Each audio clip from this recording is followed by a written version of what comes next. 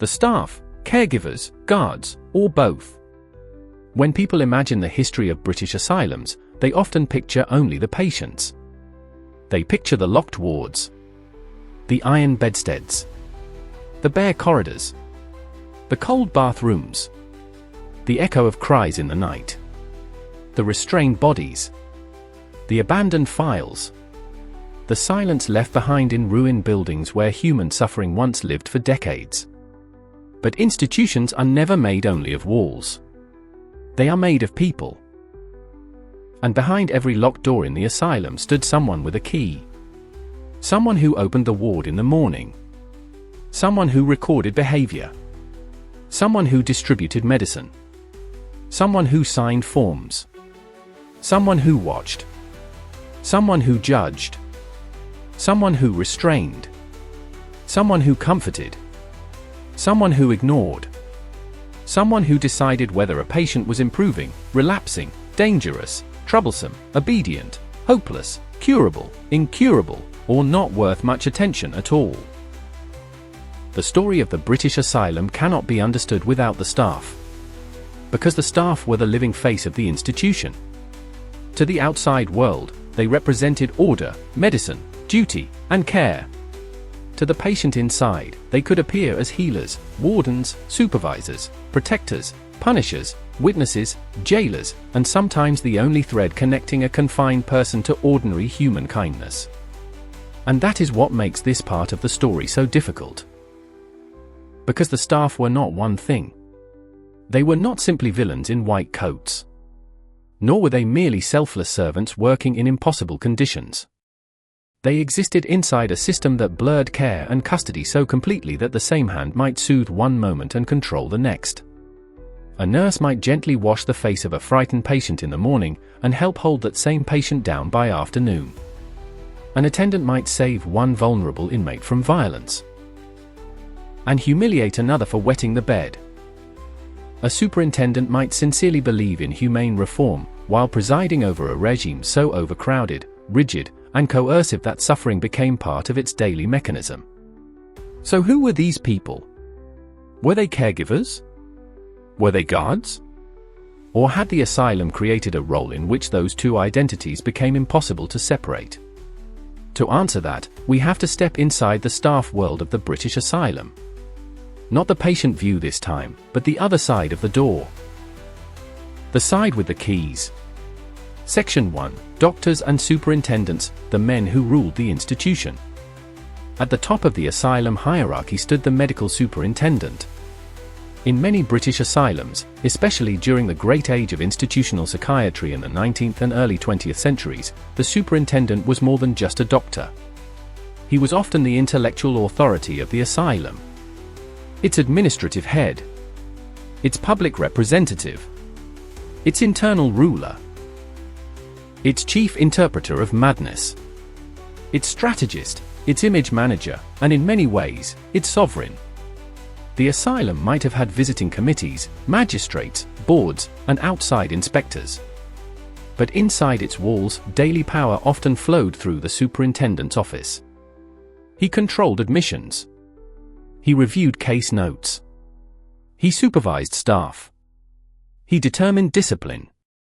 He approved transfers. He interpreted symptoms. He recommended discharge or continued detention.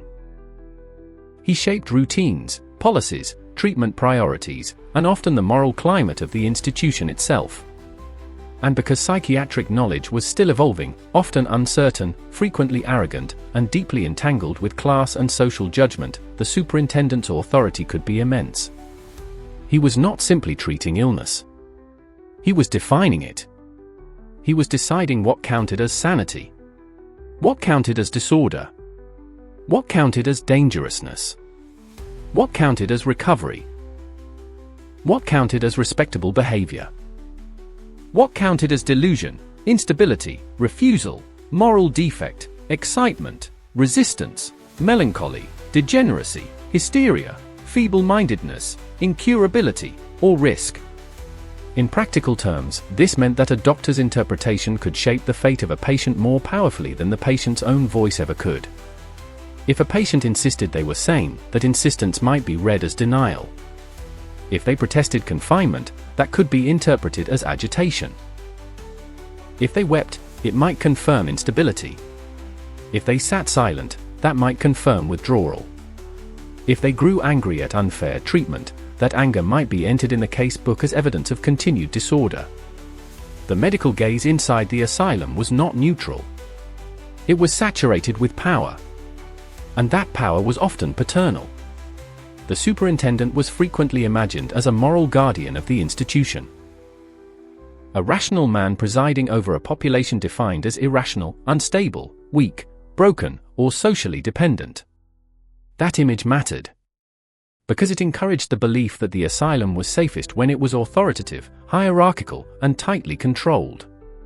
Many superintendents genuinely believed they were doing necessary work. Some saw themselves as reformers.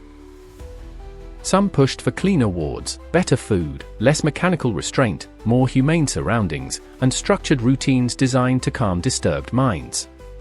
Some wrote passionately about dignity, patience, fresh air, moral management, useful employment, and the need to treat patients as human beings rather than animals. And yet even the most idealistic superintendent operated within a machine built around confinement.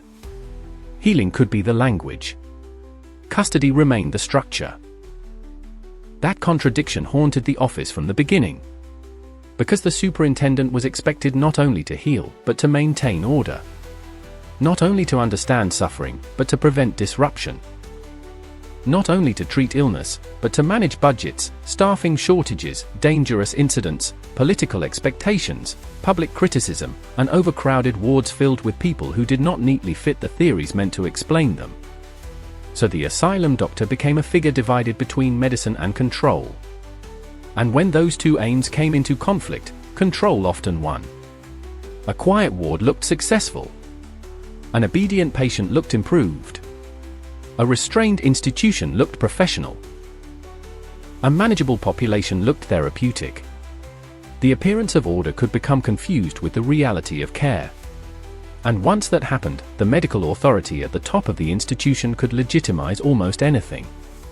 Not because every doctor was monstrous, but because the structure rewarded certainty, obedience, and administrative calm far more consistently than it rewarded doubt, humility, or patient freedom.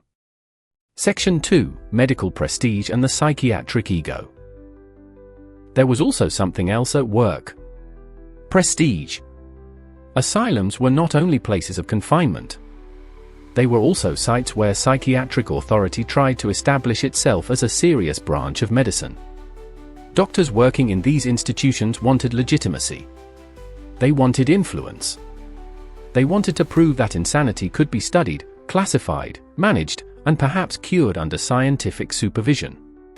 This gave the asylum doctor a special kind of cultural role.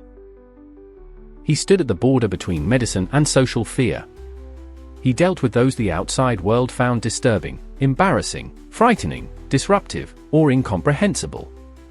And in doing so, he could present himself as a rational expert protecting society while also claiming to relieve suffering. It was a powerful position. But it carried dangerous temptations. Because once a profession gains authority over a marginalized population whose testimony is discounted, it can begin to speak about them more than it listens to them. It can turn people into categories, case types, charts, behaviors, specimens of pathology, problems to be solved, bodies to be regulated, risks to be contained. A patient becomes a chronic melancholic female. Another becomes violent and destructive. Another becomes dirty in habits. Another becomes excitable. Another becomes delusional but industrious. Another becomes incurable. Another becomes a useful laundry worker. Another becomes an epileptic idiot child. Listen carefully to that language and something important is revealed. Human beings are being compressed into institutional shorthand. Once that happens, compassion becomes harder. Not impossible, but harder.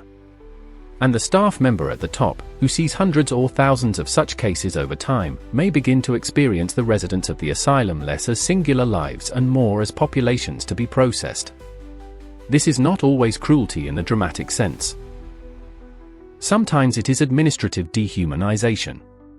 Cooler. Cleaner. Respectable. More dangerous in some ways because it can hide beneath professionalism. The superintendent signs a form, approves a regime, authorizes a seclusion order, supports a treatment, delays a discharge, or dismisses a complaint. Each decision may appear procedural, but the cumulative effect on human lives can be immense. This is how institutions commit harm without always needing obvious monsters at the top. They need only authority with too little accountability, and patients whose voices carry too little weight. Section 3. Assistant doctors, matrons, and the administrative chain. Below the superintendent sat other layers of authority. Assistant medical officers often carried much of the day-to-day clinical burden. They examined patients, updated case books, reviewed behavior, observed symptoms, prescribed sedatives, and helped enforce the institutional understanding of what was happening on the wards. Some were ambitious young doctors.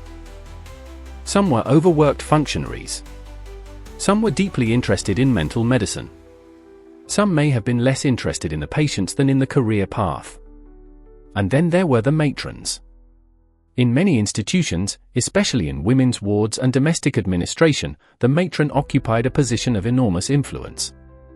She was often responsible for nursing order, housekeeping standards, cleanliness, discipline among female staff, and the domestic functioning of the institution. In practice, her reach could be wide. The matron might decide how sharply rules were enforced, how staff spoke to patients, how much tolerance existed for crying, disorder, untidiness, or distress, whether the female side of the institution felt merely harsh or actively terrifying. Victorian and Edwardian moral values often flowed strongly through such roles. Cleanliness, modesty, obedience, silence, routine, industry, these were not merely practical preferences. They were moral expectations. So when female patients broke those expectations, their behavior could be seen not only as illness but as disorder in a wider social sense. The matron and senior nursing figures therefore did more than supervise. They helped turn social values into daily institutional discipline. Together, the superintendent, assistant doctors, and senior ward authorities formed the chain through which the asylum interpreted and ruled the lives inside it. Their decisions filtered downward. And downward, things became rougher. Because whatever philosophy was written in annual reports or reform speeches had to be carried out on the ward floor by attendants and nurses.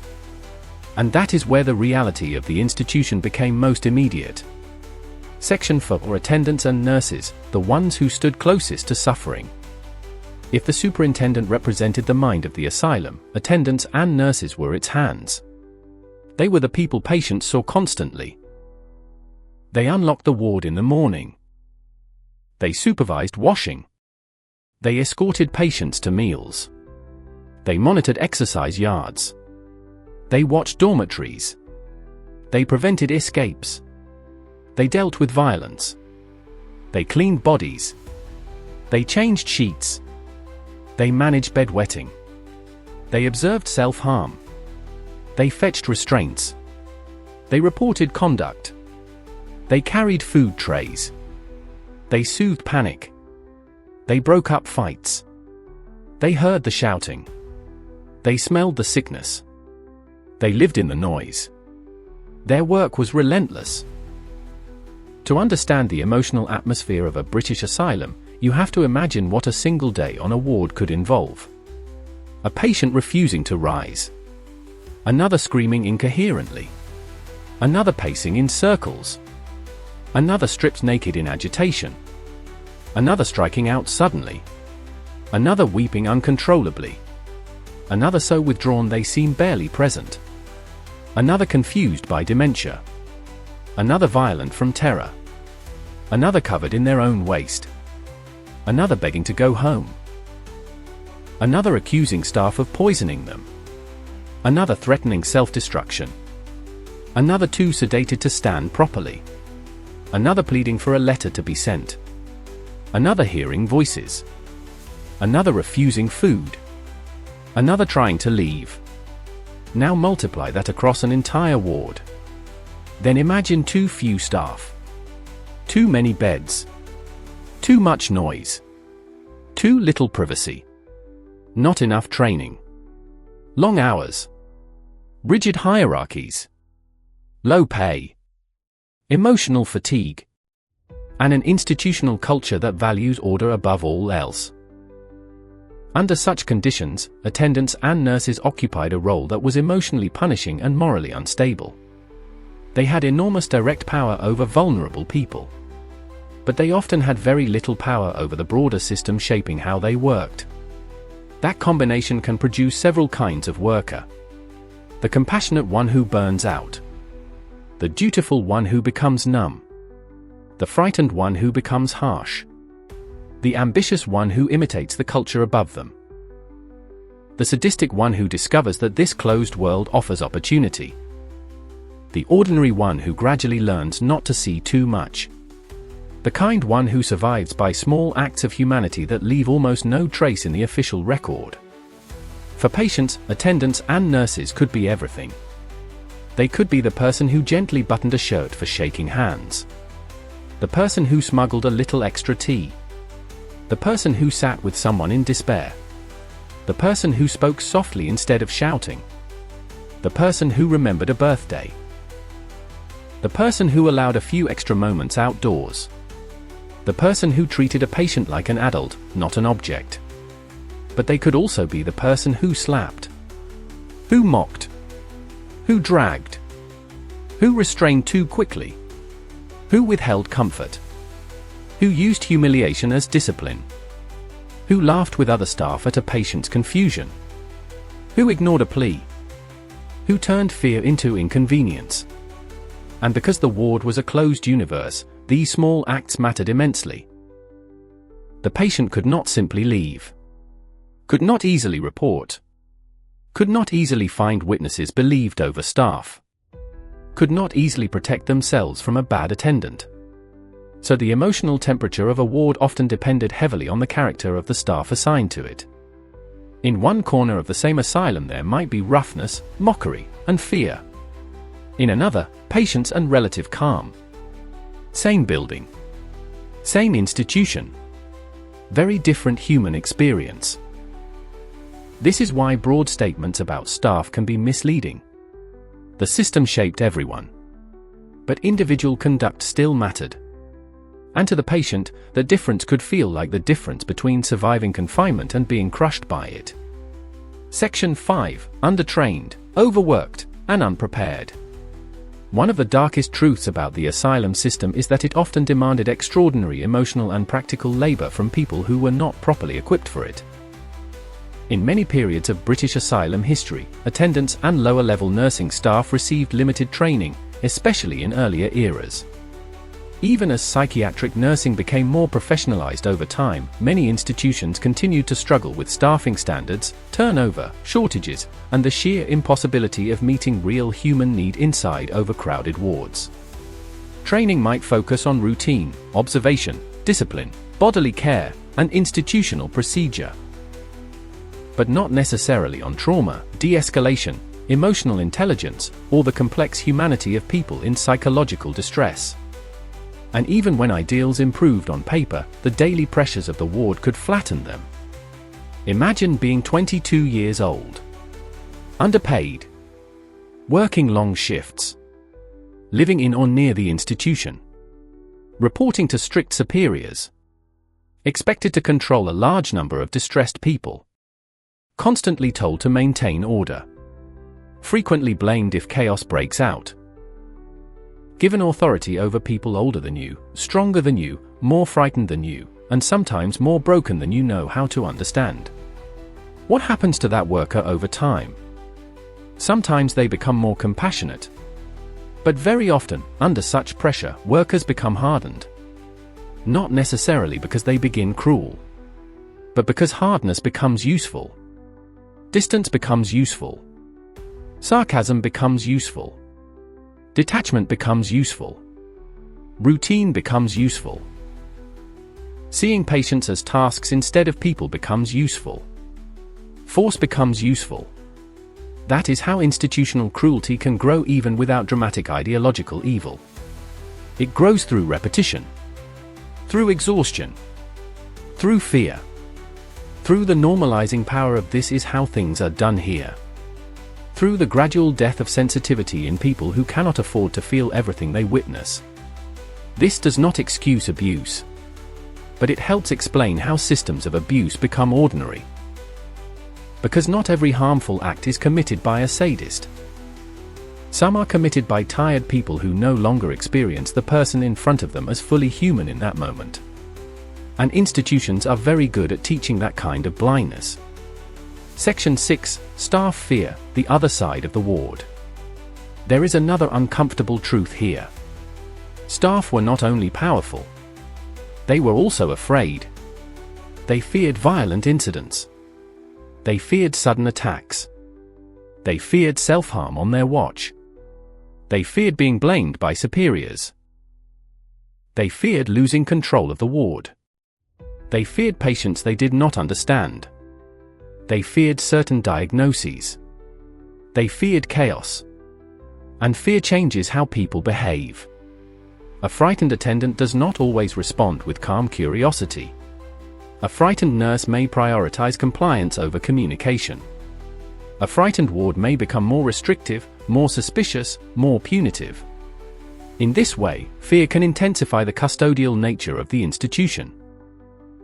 If a patient is seen first as a potential danger rather than a suffering mind, then intervention begins to revolve around prevention of disruption. Not understanding. Not trust. Not collaboration. Control. The louder the ward, the tighter the regime. The more unpredictable the patient, the quicker the restraint. The more unstable the institution feels, the more acceptable coercion becomes. And once staff fear becomes embedded in institutional culture, it can spread from person to person. New workers learn from older ones which patients are trouble.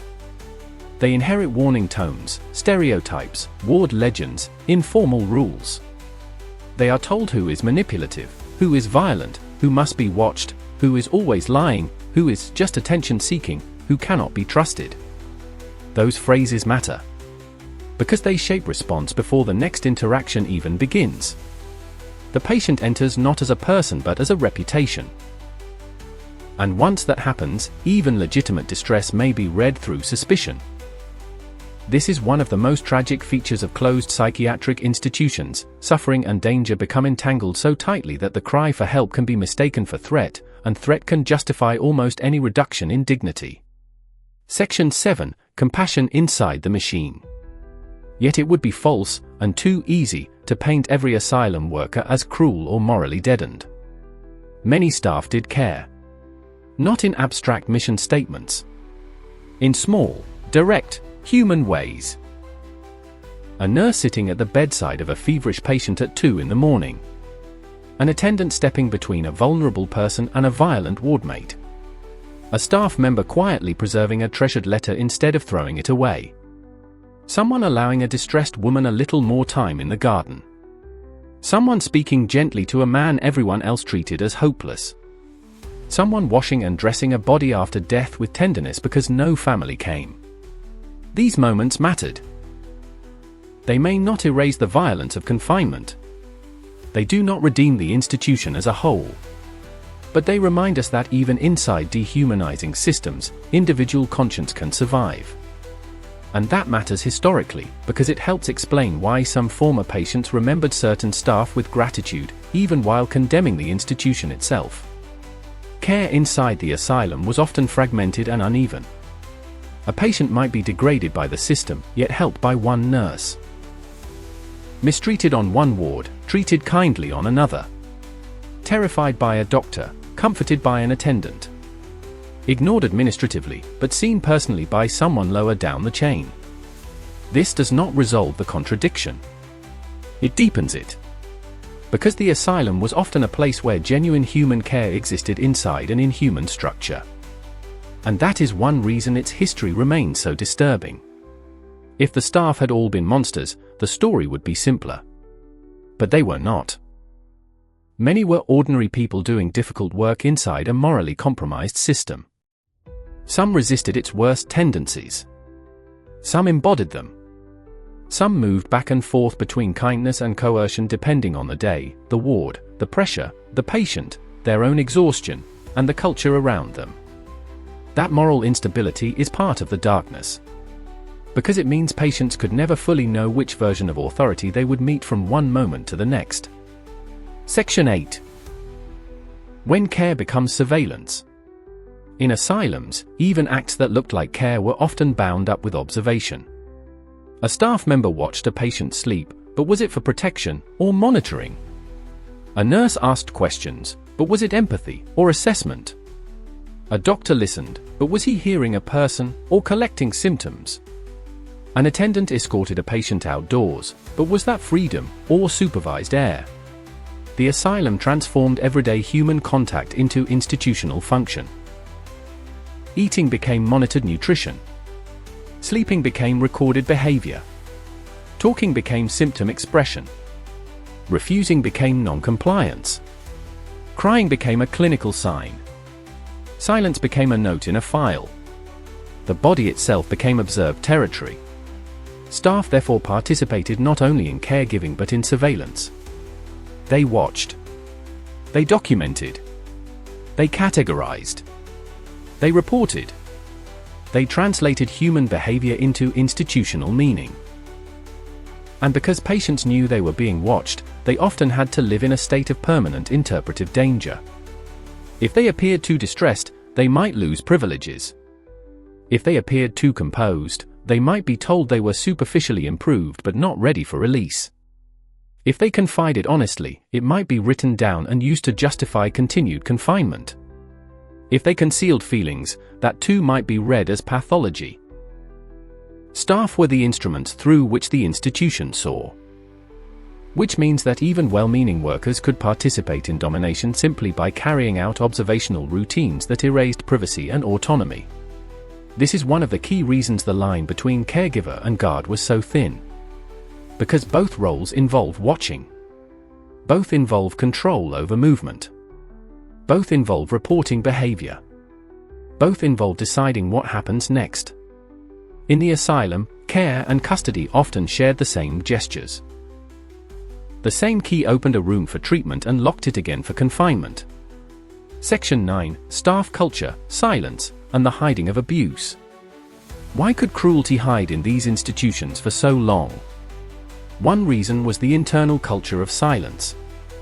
Hierarchies discourage speaking up, especially in rigid institutions. A junior attendant who witnessed rough handling might fear retaliation. A nurse who suspected misconduct might fear being isolated by colleagues. A staff member who challenged a superior might risk career damage. And in a place where workers depended on one another to survive hard shifts, loyalty to the group could become stronger than loyalty to abstract ideals. This is how abusive cultures protect themselves. Not always through explicit conspiracy. Often through quieter mechanisms. Turning away. Not asking. Not writing things down. Accepting unofficial roughness as necessary. Reframing humiliation as discipline. Treating patient complaints as unreliable by default. Assuming colleagues know best. Avoiding scandal.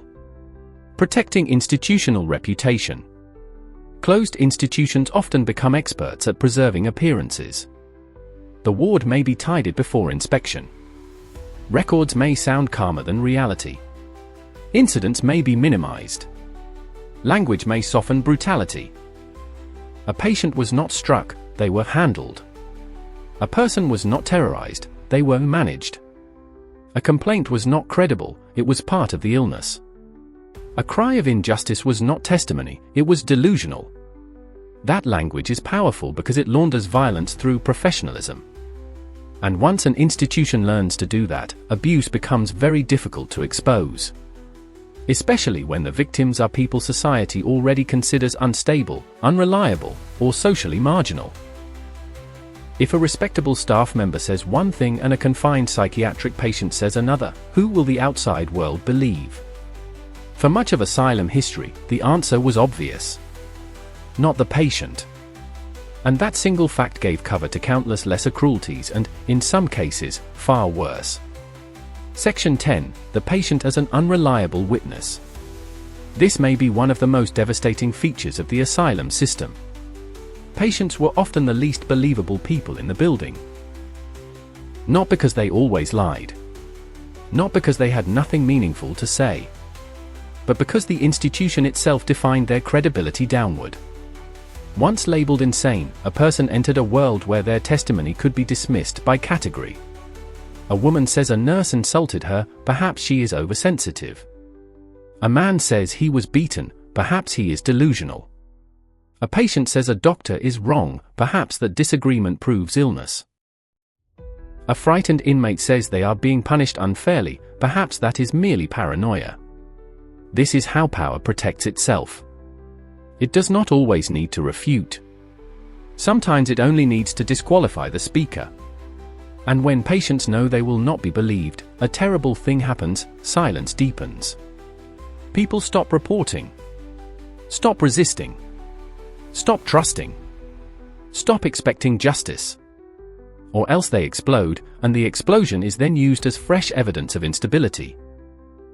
For staff inclined toward kindness, this should have been a moral warning. For staff inclined toward cruelty, it was opportunity. Because a closed institution filled with unreliable witnesses is an environment in which almost any abuse can flourish if oversight is weak enough. And oversight was often weak. Inspections could be formalistic. Public understanding limited. Families distant. Records controlled internally. Patient communication monitored or restricted. In such a system, staff did not merely hold power. They held narrative power. They often got to decide what had happened.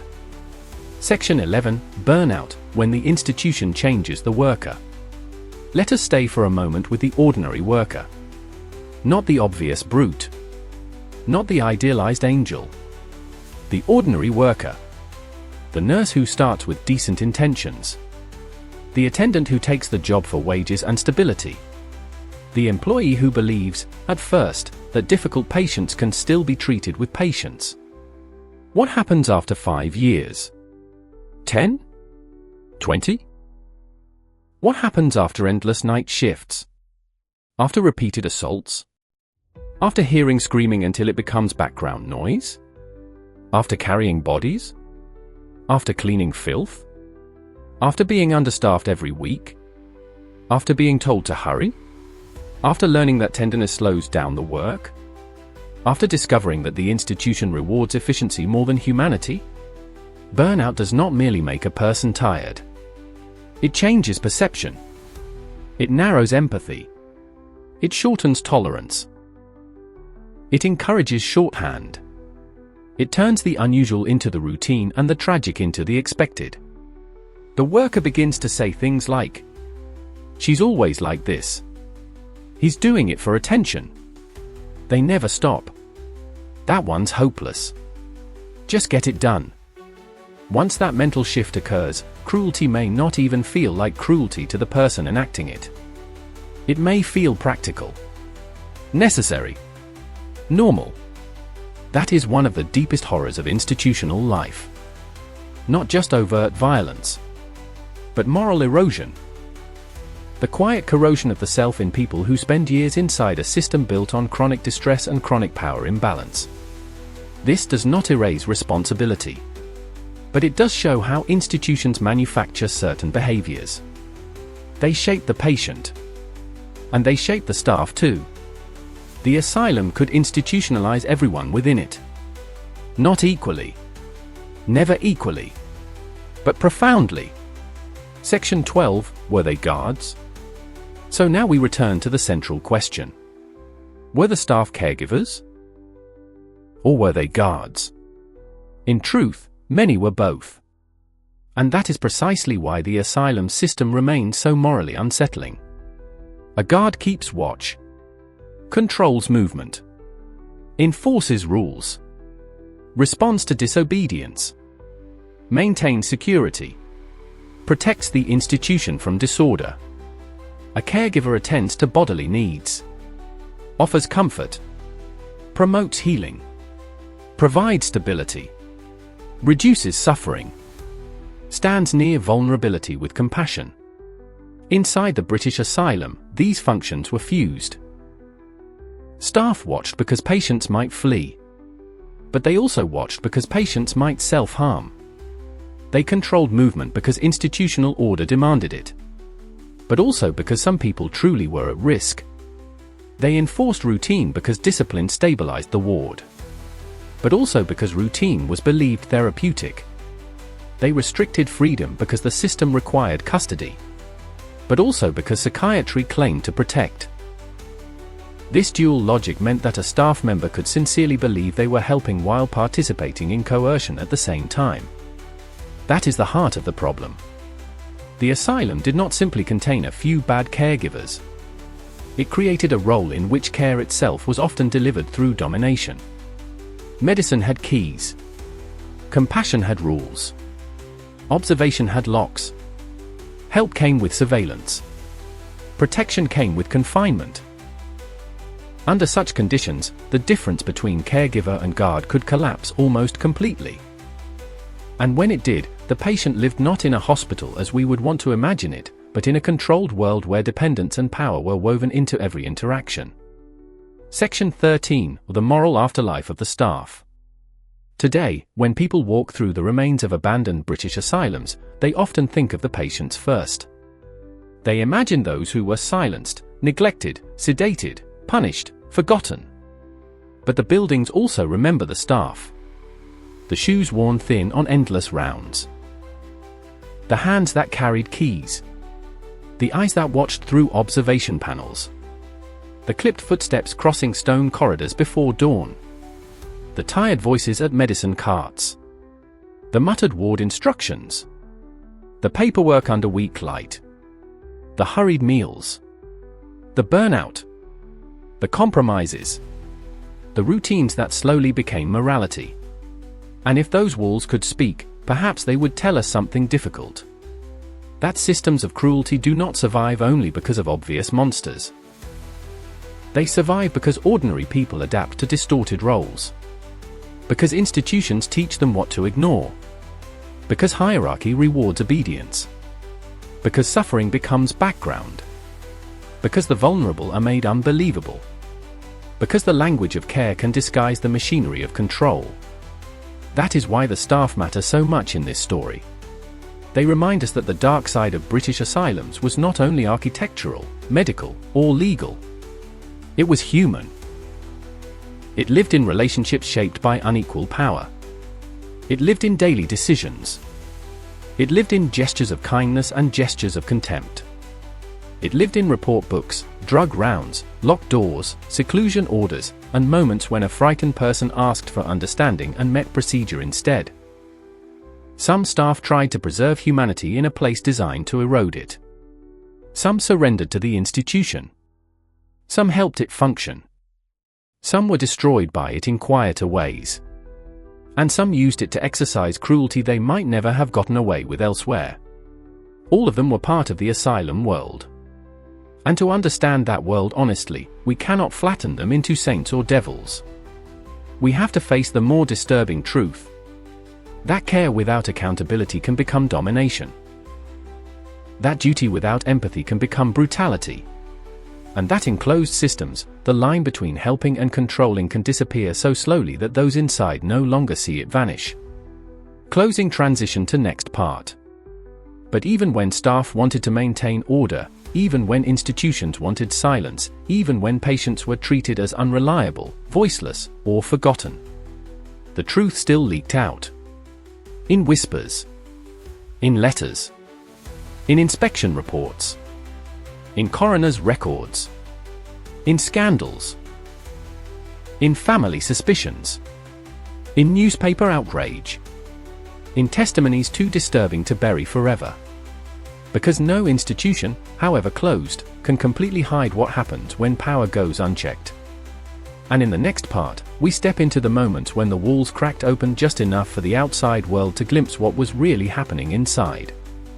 The scandals, the abuse, the deaths, the public shocks, and the revelations that turned private suffering into national shame. Death inside the asylum. Death was always present inside the asylum. Sometimes it came suddenly. Sometimes it came slowly, after years of confinement, decline, and institutional erosion. Sometimes it arrived through illness that spread from bed to bed in overcrowded wards. Sometimes through despair so deep that the will to live seemed to dissolve. Sometimes through accidents, neglect, frailty, untreated disease, or the long wasting effects of life inside walls built not only to contain suffering, but often to deepen it. And that is one of the darkest truths about the British asylum system. For many people, the asylum was not a temporary refuge, not a place of recovery, not even a place of meaningful treatment. It became the last address of their lives. To enter the asylum could mean disappearing from ordinary society. But to die there was something even colder. It could mean vanishing twice. First into confinement, then into paperwork. Because death inside the asylum was often handled not as a profound human tragedy, but as an administrative event. A body, a record, a cause entered in a ledger, a burial arranged, a bed made available, a name moving silently from one register to another. And yet behind every line in those ledgers was a person who had once lived in the world beyond the gates. A mother, a laborer, a daughter, a soldier, a widow, a schoolboy, a domestic servant, a father who broke under grief, a woman who never recovered after childbirth, an old man with dementia, a girl labeled unmanageable, a patient who arrived in crisis and never went home again. Inside the asylum, death was not rare. In many periods, it was expected. In some institutions, it became so common that it settled into the fabric of daily life. Patients saw others vanish from neighboring beds. Staff became used to removing the dead before breakfast rounds. Entire wards contained people so old, so sick, so malnourished, so psychologically extinguished that the difference between living and slowly dying could become disturbingly thin. To understand death in the asylum is to understand the final outcome of institutional life at its harshest. It is to ask not only how people died, but how they were allowed to disappear. How suffering was documented, minimized, misnamed, or hidden under the language of routine. And how a system that claimed to offer care could so often deliver isolation all the way to the grave. 1. Common causes of death. People died in British asylums for many reasons, and some were the same causes of death found outside institutional life. Old age, tuberculosis, pneumonia, heart disease, stroke, infectious illness, frailty. But asylum death cannot be understood simply by reading causes from certificates as though the institution were just a neutral background. Because the asylum was not merely the place where death happened. Often, it shaped the conditions that made death more likely. Overcrowding was one of the greatest killers. When wards designed for dozens held far more, the consequences spread through every aspect of life. Ventilation worsened. Sanitation failed. Beds were packed tightly together. Contagious disease moved more easily through enclosed populations. Privacy vanished. Rest became difficult. Supervision weakened. Hygiene declined. The vulnerable became more vulnerable still. Tuberculosis, for example, thrived in conditions of poor nutrition, close confinement, weakened immunity, and chronic exhaustion. Respiratory illnesses could become deadly in cold, damp, badly ventilated buildings. Gastrointestinal disease could spread where sanitation was poor. Influenza outbreaks could tear through wards of already fragile patients. Skin infections, fevers, and untreated wounds could escalate in places where staff were stretched thin and the sickest people were often the least able to advocate for themselves.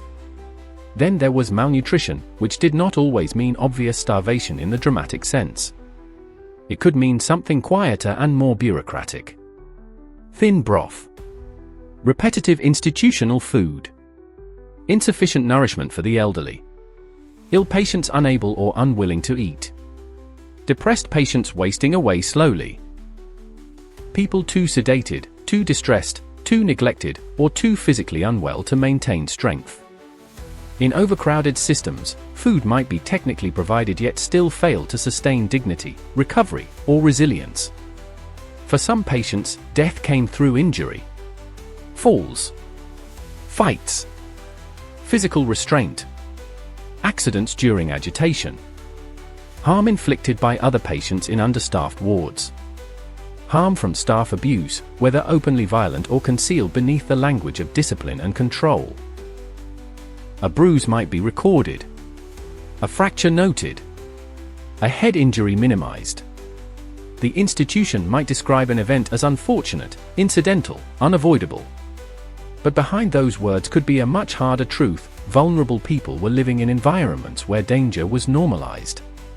Suicide was another reality, and one that cut especially deep in institutions that were supposed to preserve life.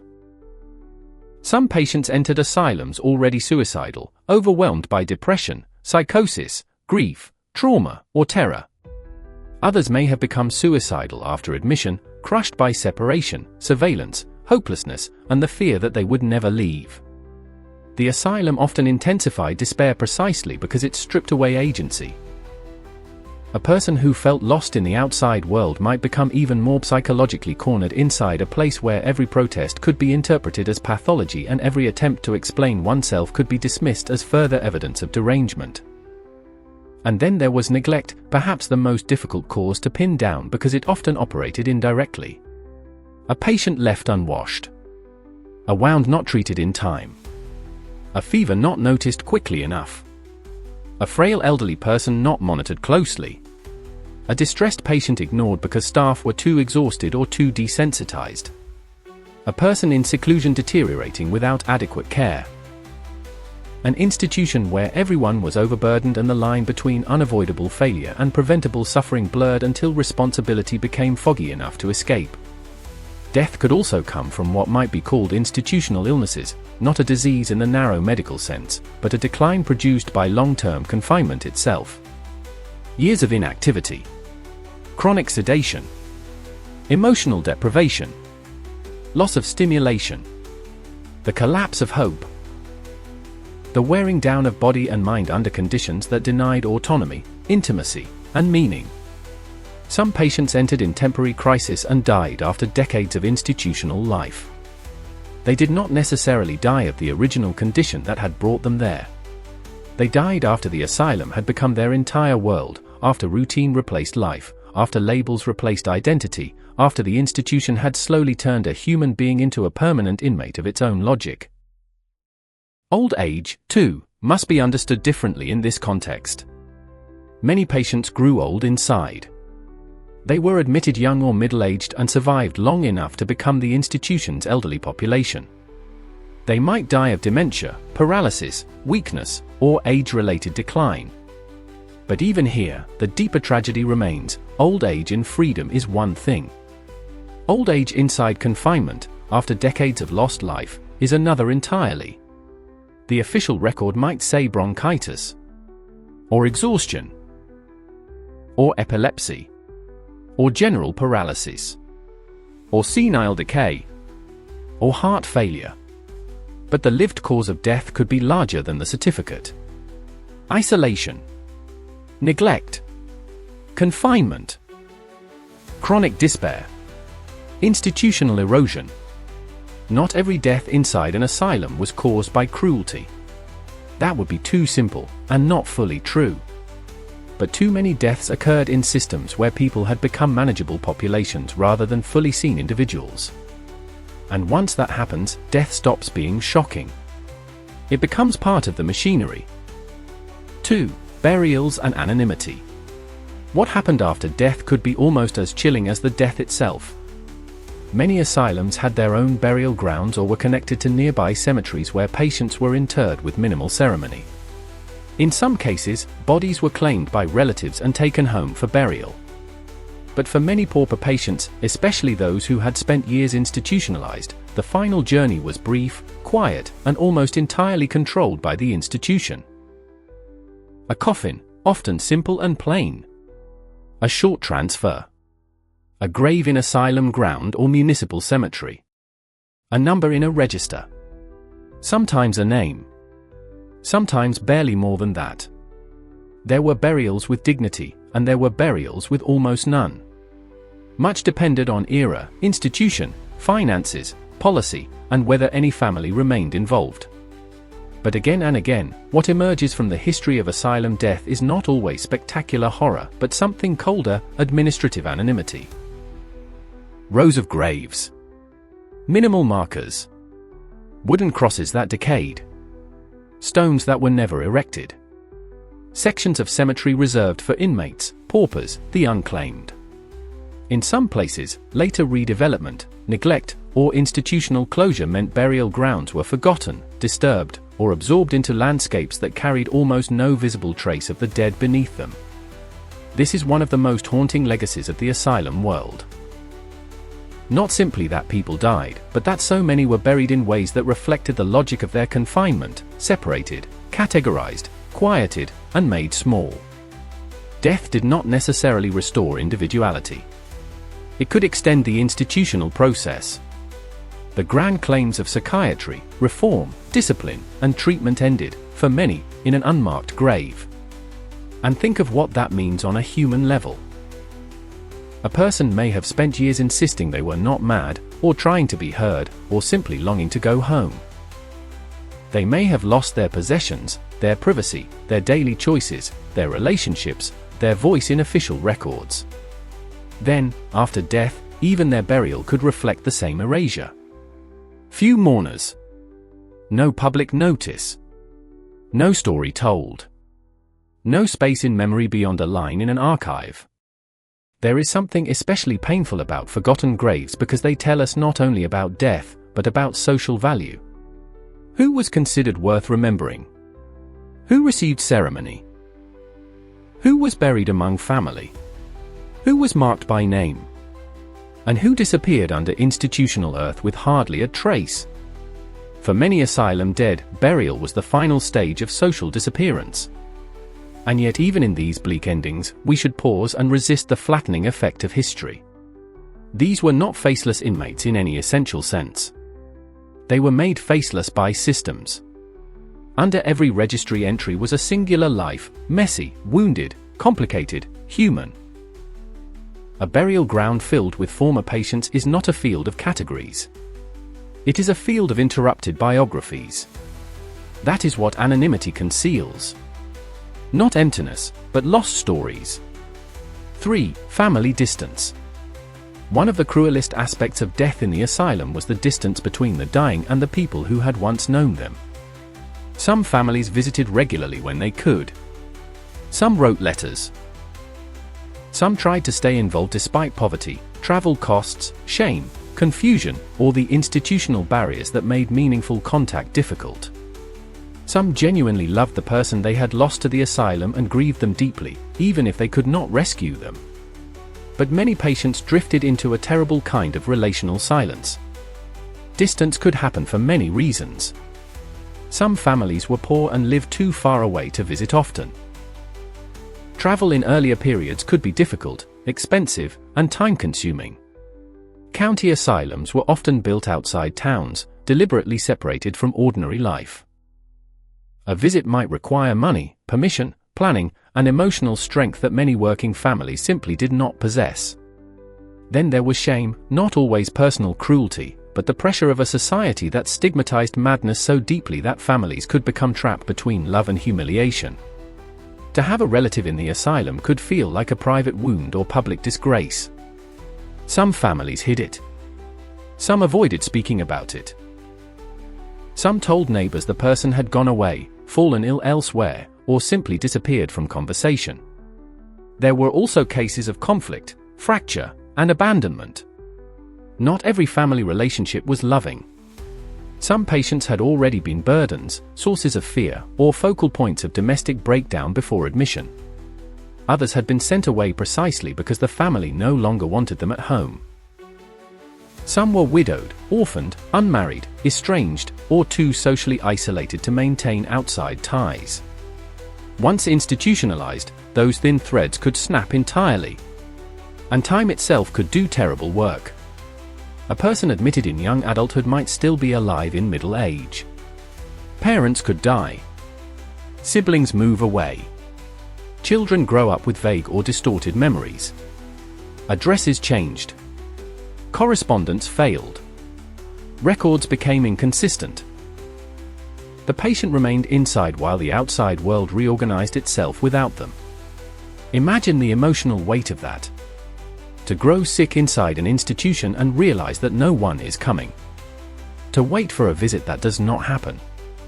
To wonder whether letters are being sent, withheld, ignored, or never written at all.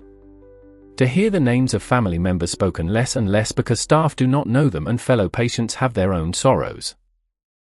To become socially ghost-like before physical death even arrives. And on the family side, there could be uncertainty too. Some may not have known how badly their relative had deteriorated. Some may have trusted the asylum's reassurances. Some may have been told little. Some might only be informed after death, with a formal note that reduced years of suffering to a brief notice. There is a particular pain in not knowing the full truth about how someone died. Did they suffer? Were they alone? Did they ask for home? Were they frightened? Were they cared for? Did they receive comfort in their final hours? Did they still recognize the names of the people they loved? Many families never had clear answers. The institution controlled the flow of information. It wrote the letters. It kept the records. It decided what counted as important.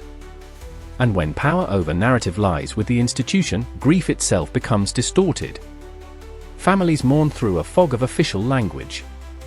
In some cases, patients may have been buried before relatives could respond.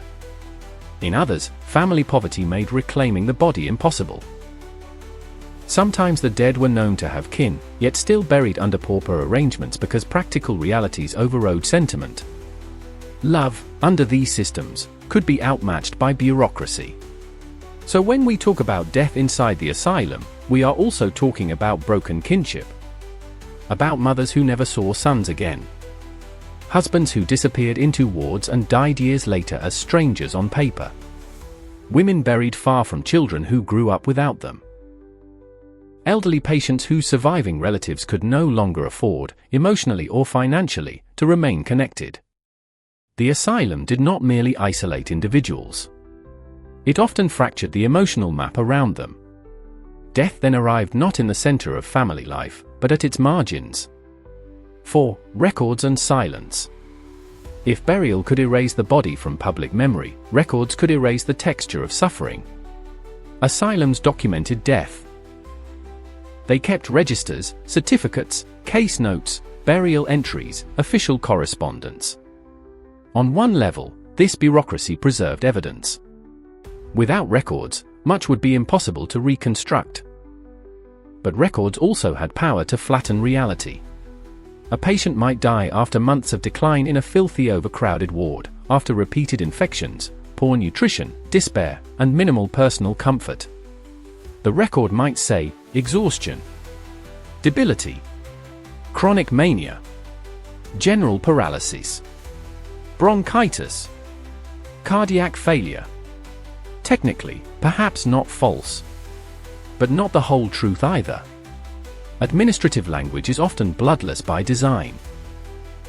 It converts suffering into categories that can be filed, counted, compared, and managed.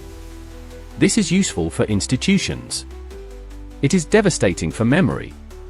A woman dies after years in confinement following postpartum breakdown and emotional collapse. The record gives a diagnosis and a cause.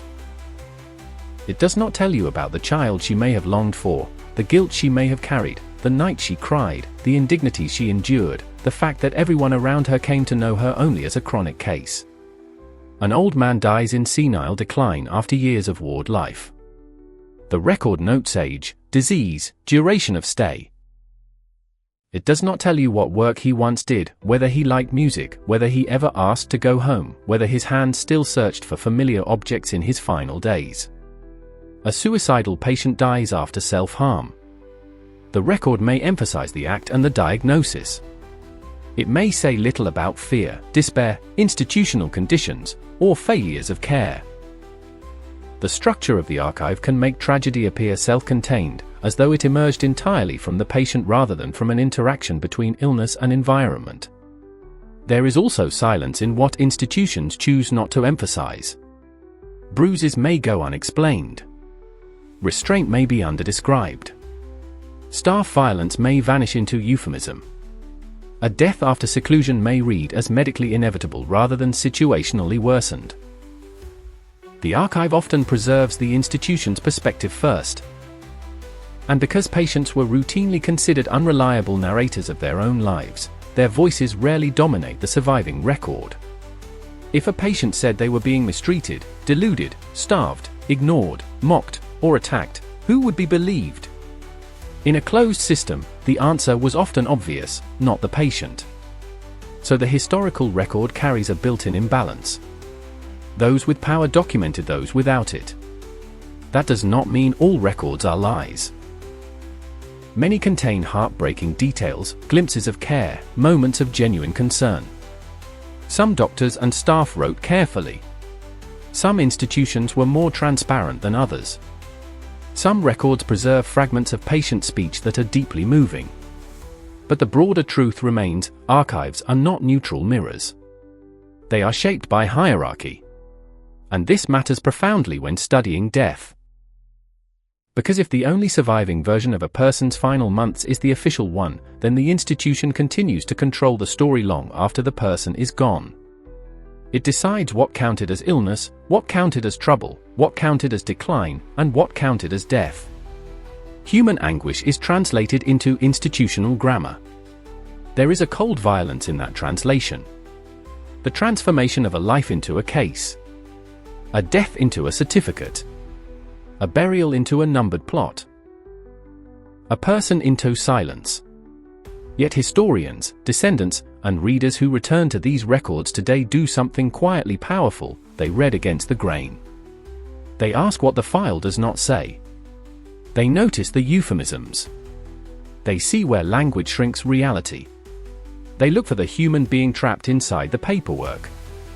Sometimes all that remains is a few pages. But even a few pages can testify to absence, to loneliness, to long years behind walls, to the final administrative tidying away of a difficult life. The archive remembers just enough to make forgetting painful. 5. The emotional sting. There is something uniquely haunting about death in the asylum because it carries not only mortality, but erasure. Most human beings hope, consciously or not, for certain things at the end of life: familiarity, comfort, recognition, perhaps the touch of someone who knows their name not as a diagnosis, but as a person. Even when death is hard, we hope it will not be anonymous. We hope someone will say, "This life mattered." But for many asylum patients, the emotional terror was not simply death itself. It was dying inside a system that had already begun to remove them from ordinary human recognition. Think about what it meant to fear not only pain, but disappearance. To fear that if you became ill, no one outside would know how bad it was. To fear that if you died, your death would be absorbed into routine. To fear that your family might receive only a formal notice, or perhaps nothing emotionally truthful at all. To fear that you would be buried among strangers under institutional arrangements, with little ceremony, perhaps no marker. To fear that the world would continue as though you had never been there. This is why death inside the asylum strikes such a deep nerve in the historical imagination.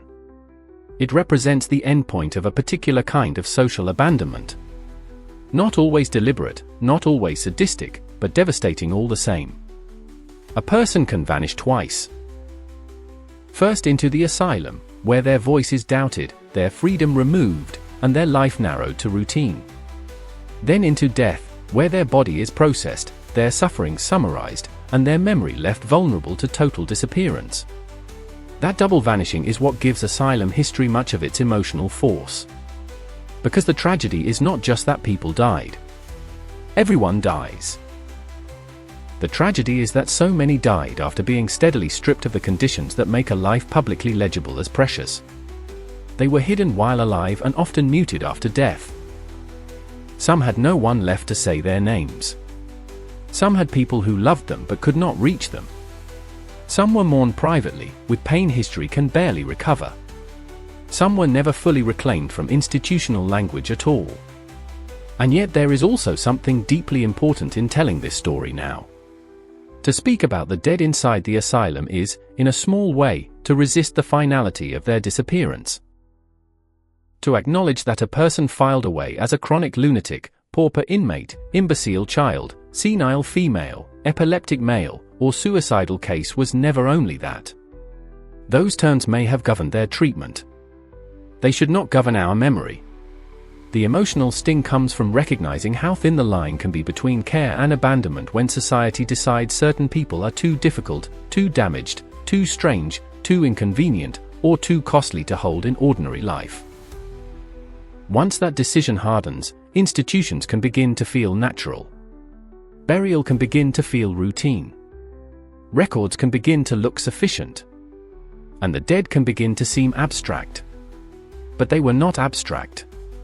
They were people who breathed the same damp air in the wards, heard the same keys in the corridors, waited for letters, endured the same institutional smells, watched others deteriorate, tried to survive fear, confusion, grief, and loneliness, and then died within that world. Some may have died in terror. Some in exhaustion. Some in physical pain. Some in a kind of institutional numbness after years of being worn down. Some perhaps with moments of kindness nearby.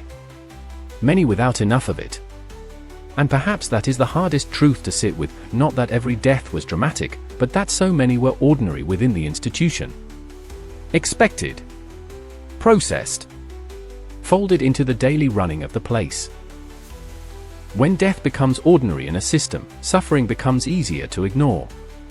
That is the warning buried in asylum history. Not just that old institutions were cruel, but that any system can become morally numb when people are reduced to categories and managed at scale. The dead of the asylums remind us what happens when society begins to confuse removal with care, documentation with truth, burial with closure, and silence with peace. Because silence is not peace. A sealed file is not justice. A numbered grave is not remembrance. An official cause is not the whole story. And a forgotten patient is still a human being. So when we look back at the cemeteries, the ledgers, the death registers, the fading names, we should not see merely relics of a vanished medical world. We should see the remains of people whose lives were absorbed by institutions that promised help and too often delivered containment, neglect, and loneliness all the way to the end. And maybe the most humane thing we can do now is simple. To look directly at that history. To refuse the old cold language. To remember that behind every recorded death was a person who deserved more than confinement, more than summary, more than disappearance. A person who deserved to be seen before death. Mourned in death. And remembered after it. Death inside the asylum was not only a medical outcome. It was the final measure of a system that could swallow a person whole, body, voice, identity, and memory. But if death revealed the ultimate cost of institutional life, it also raised another disturbing question. What happened to the living who remained behind? The patients who watched others vanish? The staff who kept the machinery moving? The families left with doubt, grief, and silence? And the institutions that carried on, bed after bed, year after year, as though this suffering were normal? Because the story of the British asylum does not end with those who died inside it. In many ways, that is where some of its deepest shadows begin.